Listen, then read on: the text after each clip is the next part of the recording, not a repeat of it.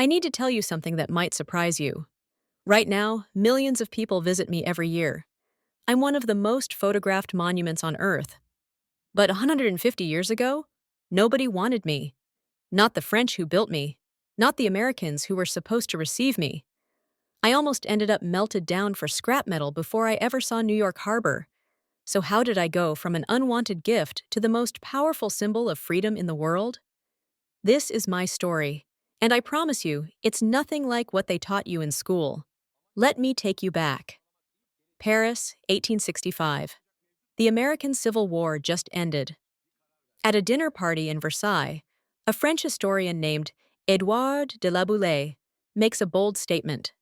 He says, America has finally abolished slavery. They've proven that a nation built on freedom can survive.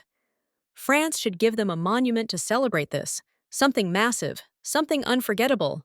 The sculptor Frédéric Auguste Bartholdi is at that dinner, and he becomes obsessed. He starts sketching a colossal copper woman, 151 feet tall, holding a torch toward the sky. He calls her Liberty Enlightening the World. But here's what nobody tells you. This wasn't just about celebrating America. This was France's way of sending a message to their own government. They wanted liberty too. I was supposed to inspire revolution, not just in America, but back in France. There's just one tiny problem. Building me is going to cost a fortune. And in 1870, France goes to war with Prussia. The economy collapses. The government says, "Great idea, but we're broke. You're on your own." So Bartholdi does something desperate. He starts touring Europe, literally begging for money. He sells miniature versions of me. He holds lotteries. He even gets the famous composer Charles Gounod to write a fundraising cantata. Imagine that, composing opera to raise money for a statue. It takes them 10 years just to raise enough money to start construction. 10 years of rejection, mockery, and doors slammed in his face. Most people would have quit. But Bartholdi? He was a man possessed.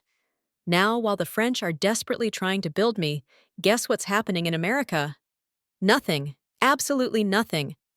In fact, most Americans think this whole idea is ridiculous. See, France is building me, but America has to build the pedestal, the base I stand on. And that's going to cost $250,000. In 1870s money, that's millions today.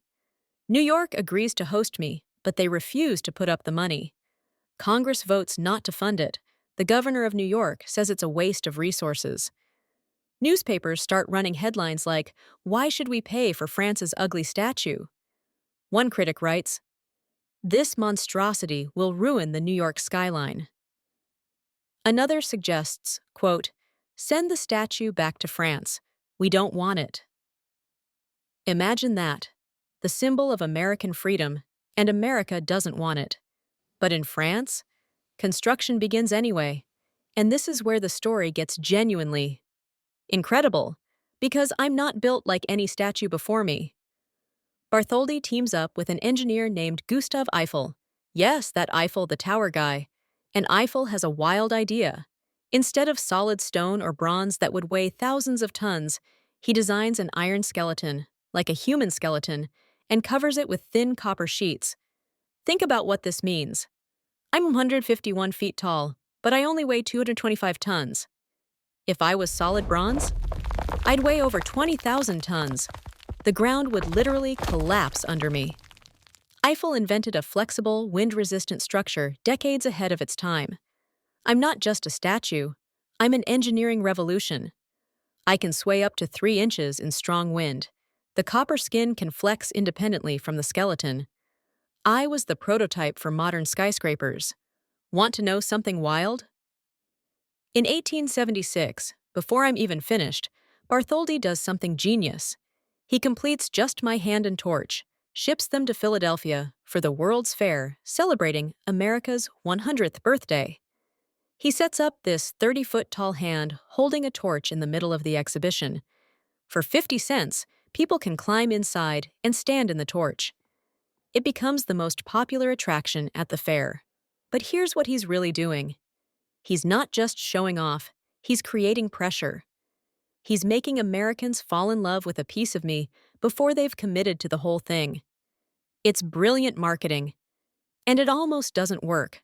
By 1884, I'm fully completed in Paris, all 151 feet of me, standing in a French workshop, ready to ship to America.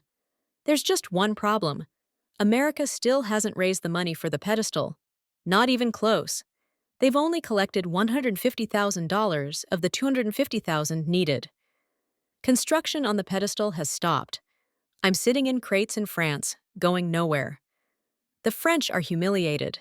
They built me thinking America would be honored. Instead, America looks ungrateful. Some politicians suggest just keeping me in France. Others say dismantle me and sell the copper for scrap. After 20 years of work, tens of thousands of francs, the genius of Eiffel, the obsession of Bartholdi, I'm about to be destroyed before I ever reach America. And then, one man changes everything. His name is Joseph Pulitzer, newspaper publisher, immigrant himself, came from Hungary with nothing. And in 1884, he writes an editorial that basically says, New York, you should be ashamed. He writes, let us not wait for the millionaires to give this money. Take this appeal to the people. Let them give their pocket change. The statue will be more meaningful if 1 million people give $1 than if one millionaire gives $1 million. And something incredible happens. Within 5 months, over 120,000 people donate to the New York World Newspaper Fund. A businessman sends $5. A group of kids from Iowa sends 60 cents, their lunch money. An elderly woman sends $1.35 with a note. This is all I have. Please let France know we want their gift. Construction on the pedestal restarts immediately. And on May 21st, 1885, I finally leave France on the French Navy ship Isère. After 20 years, I'm coming to America. October 28, 1886. President Grover Cleveland stands before a crowd of thousands. The New York harbor is filled with boats, hundreds of them. I'm covered in French flags, waiting for the big reveal. A signal misfires. The flags drop early. And suddenly, there I am, 305 feet tall with the pedestal. Massive. Copper gold in the sun, not yet green. The crowd goes silent. Just silent. And then, cannons fire, ships blast their horns, people scream, cry, wave flags. It becomes the largest celebration New York has ever seen. In that moment, I stop being France's idea. I stop being America's reluctant gift. I become something else entirely. Now here's the part that nobody planned. Between 1892 and 1954, over 12 million immigrants arrive at Ellis Island. And the first thing they see after weeks at sea in cramped ships is me. I'm holding a tablet that says July 4th, 1776, Independence Day. My 7 crown spikes represent the 7 continents. I belong to the world, not just America. And look down here, at my feet, broken chains. Because I don't just represent America's freedom, I represent freedom from oppression everywhere. One immigrant wrote in 1905, I was 11 years old when I saw the statue. My mother was crying. She said, we made it. We're going to be okay now. That's what I became. Not just a statue, not just a gift. I became the moment when hope felt real. France wanted to inspire revolution. America didn't even want me. But those immigrants?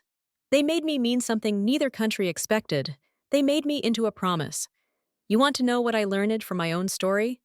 Symbols don't start powerful. They become powerful. I was an unwanted gift, almost scrapped, barely funded by pocket change and lunch money. But those small acts of faith, kids sending their pennies, people giving what they could, that's what made me matter. Every time someone looks at me and feels hope, they're not seeing copper and iron. They're seeing the best version of what America claims to be. And that's both beautiful and a responsibility. So, yeah, I'm the Statue of Liberty. I almost didn't make it here. But I did, and I'm not going anywhere. That's my story. What should we explore next? Maybe why Americans celebrate Thanksgiving? Or how the Electoral College actually works? Drop your ideas in the comments. I'm Libby, and if you want more American history that's actually interesting, hit that subscribe button. See you next time.